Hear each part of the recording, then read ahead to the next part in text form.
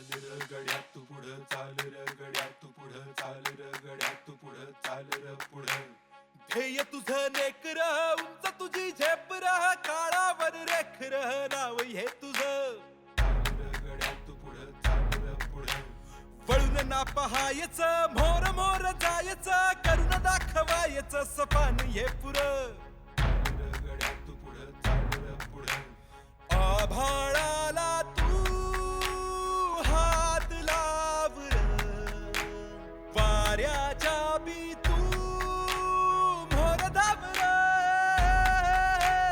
चाल र गड्या तू पुढं चाल र गड्या तू पुढं चाल र गड्या तू पुढं पुढं चाल र ध्येय तुझं नेकर उंच तुझी झेपर काळावर रेखर नाव हे तुझं पळून ना पहायच मोर मोर जायच करून दाखवायच सपान हे पुरं आभाळाला तू हात लाव र वाऱ्याच्या बी तू मोर धाव र चाल र गड्या तू पुढं चाल र गड्या तू पुढं चाल र गड्या तू पुढं पुढं चाल र चाल र गड्या तू पुढं चाल र गड्या तू पुढं चाल र गड्या तू पुढं पुढं चाल र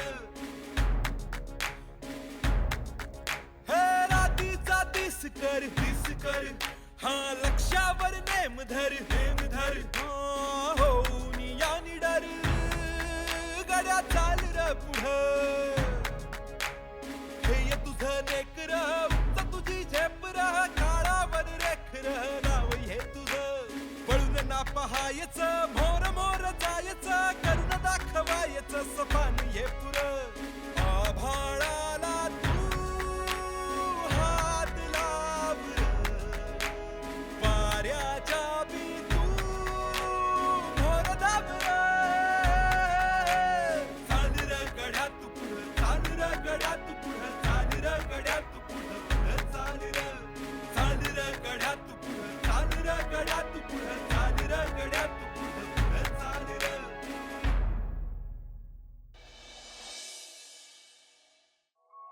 ना ना चावळ बाकी एक नंबर मिळालाय बरं का आपल्याला.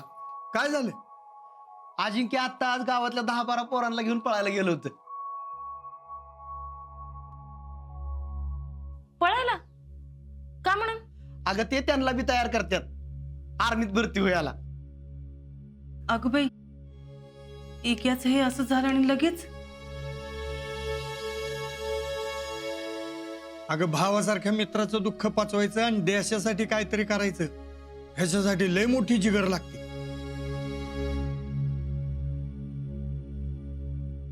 मला लय कौतुक वाटतं पोराचं. त्यात काय कौतुक करण्यासारखं आहे?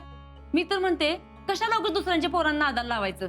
कशाला काहीतरी घेऊन बसतीस? मी काय बोलले आणि माझ्या मनासारखं झालंय असं कधी झालंय का? अक्का असं काय बोलताय?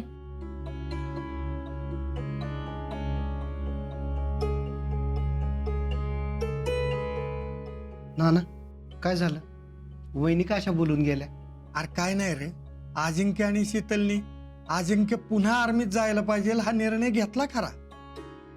तो आम्हाला सगळ्यांना पटला सुद्धा, पण उशाच्या काय पचनी पडलेलं दिसत नाही अजून. तो आता त्यांचं बी बरोबरच आहे म्हणा. सगळेजण एवढं सांगतात तर अजिंक्यने कशाला हट्ट करावा? तो त्याच्या निर्णयावर ठाम राहिला हेच बरं वाटलं मला. ते बी बरोबर आहे. हा वैनिक ट्रेनिंगला 1000 पोरात अव्वल ठरला अजिंक्य. अशी ऐनवेळी कच खाल्ली असती तर लोक 10 तोंडानं बोलली असते. आणि तसं बी त्या दोघांनी एकमेकांना समजून उमजून निर्णय घेतलाय म्हटल्यावर आपण काय करणार? खरं आहे तुझं. ना आता तुम्ही समजावा अक्कांना. जसं जमल तसं आपण तिला समजवू. मी बघते काय म्हणतात ते. कप द्या. भैयासाहेब देशमुखांचा विजय असो. भैयासाहेब देशमुखांचा विजय असो. भैयासाहेब देशमुख.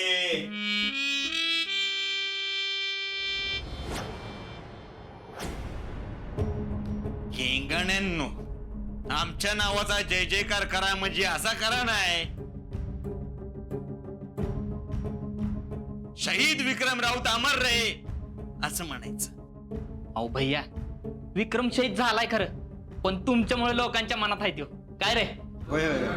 काय वय हा मनात जिवंत आहे असं म्हणायचं. हा, सगळ्यांच्या मनात जिवंत आहे. आता हा तू बोल रे. भैया, आज गाव खरं तर दुखवटा आलाय, पण या सगळ्यातनं पण जबाबदारी सांभाळली असेल ना तर ती भैयांनीच. भैयांनी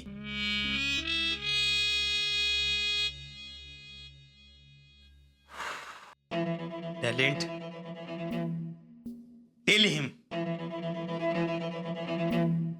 जबाबदारी जर कुणी घेतली असेल ना तर फक्त आणि फक्त भैयांनी. हा, फक्त फक्त एकदाच सांगतोय, तिथं जर का कुणी माती खाल्ली तर आई शपथ सडकनं पळून पळून चपलीनं मारी ना. त्या साहेबांना आधीच आम्हाला नाही म्हणून आमचा इगो हर्ट केलाय. टेन्शन नाड भैया. अहो साहेबांपुढे तुमचं असं कौतुक करतो की तुम्हाला जिल्ह्यावर नाही, डायरेक्ट राज्यावरच घेतलं पाहिजे. काय रे? होय होय होय. काय वय चम्या, जरा लायकीत बोलावं माणसानं. हा, राज्य काय राज्य, राज्याचं स्पेलिंग तरी माहिती करा आपल्याला.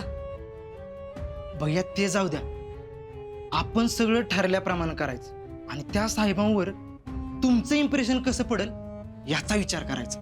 पण ते त्या साहेबाला कळलं पाहिजे ना. भैया, तुम्ही ना त्यांना खेटून बसा, म्हणजे तुम्ही त्यांच्याबरोबर फोटो द्याल. आता कसं गावात आहे ना, आपण जिल्ह्यावर झळकलं पाहिजे. हेच त्यामुळे सांगतोय, तिथं नीट वागा, नीट बोला, कारण कुठल्या बी परिस्थितीमध्ये मला हा चान्स सोडायचा नाहीये. भैया टेन्शन नॉट. अहो ते पाटील साहेब तर तुम्हाला त्यांच्या गाडीत घेऊनच जात असतात डायरेक्ट जिल्ह्याला. असं जर का झालं ना, असं जर का झालं तर तुम्हा सगळ्यांना ऑल इन वन एक एक पप्पी.